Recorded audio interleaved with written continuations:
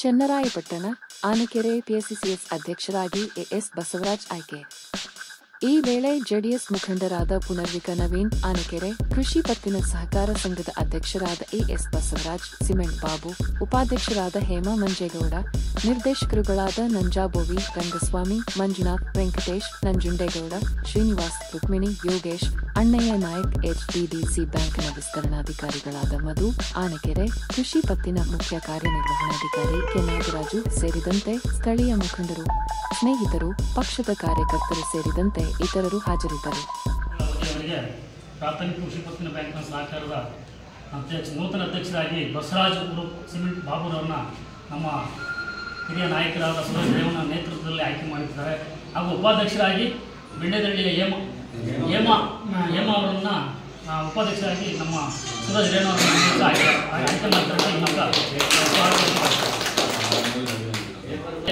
ವಿಶೇಷ ಆಹ್ವಾನಿತರಾಗಿ ಮುಂದಿನ ನಮ್ಮ ಜೆಡಿಎಸ್ ಮುಖಂಡರಾದಂಥ ಮಾಳವಳ್ಳಿ ನವೀನ್, ಪುನರ್ವಿಕ ಮಾಲೀಕರಾದಂಥ ಅವರು ಸಹ ಕಾರ್ಯಕ್ರಮ ಆಮಿಸಿದರೆ ಅವರು ಸಹ ಸ್ವಾಗತವನ್ನು ಮಾಡ್ಕೊಡ್ತಾರೆ. ಎಚ್.ಡಿ. ರೇವಣ್ಣವರ ಆಶೀರ್ವಾದದೊಂದಿಗೆ, ಸುರೇಶ್ ರೇವಣ್ಣವರ ಆಶೀರ್ವಾದದೊಂದಿಗೆ ಇವತ್ತು ನೂತನವಾಗಿ ಸೊಸೈಟಿ ಅಧ್ಯಕ್ಷರಾಗಿ ಆಯ್ಕೆಯಾಗಿದ್ದೀವಿ. ಇನ್ನು ಮುಂದೆ 5 ವರ್ಷಗಳ ಕಾಲ ಎಲ್ಲ ರೈತಾಪಿ ವರ್ಗದವರಿಗೆ ಎಲ್ಲ ರೀತಿ ಸಹಕಾರ ಮಾಡ್ತೀವಿ. ನಮ್ಮ ವ್ಯವಸ್ಥಾಪಕರಾದಂಥ ನಾಗರಾಜಣ್ಣ ಅವ್ರಿರ್ಬೋದು, ಆಮೇಲೆ ದೀಪು ಇರ್ಬೋದು, ಎಲ್ಲ ಇಲ್ಲಿ ಸಹಕರಿಸ್ತಾರೆ. ಹಾಗಾಗಿ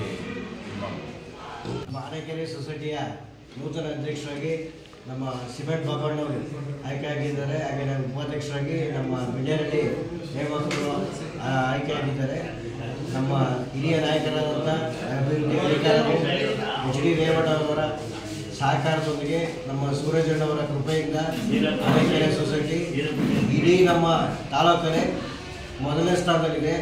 ನಮ್ಮ ಬಾಬಣ್ಣವ್ರ ನೇತೃತ್ವ, ನಮ್ಮ ನಾಗರಾಜಣ್ಣವರು, ನಮ್ಮ ಸೊಸೈಟಿ ನಾಗರಾಜಣ್ಣವರು ಆನಕೆರೆಗೆ ಭಾಳ ಕೊಡುಗೆ ಕೊಟ್ಟಿದ್ದಾರೆ. ಅವ್ರ ಸಹಕಾರದಲ್ಲಿ ಸೊಸೈಟಿ ಅಭಿವೃದ್ಧಿಯಾಗಲಿ ಮತ್ತು ರೈತರಿಗೆ ಹೆಚ್ಚಿನ ಅನುಕೂಲ ಮಾಡುವಂಥ ಶಕ್ತಿ ಎಲ್ಲರಿಗೂ ಆನಕೆರೆ ತಾಯಿ ಕೊಡಲಿ ಅಂತ ಕೇಳ್ಕೊಂಡು 2 ಮಾತು ಮುಗಿಸ್ತೀವಿ.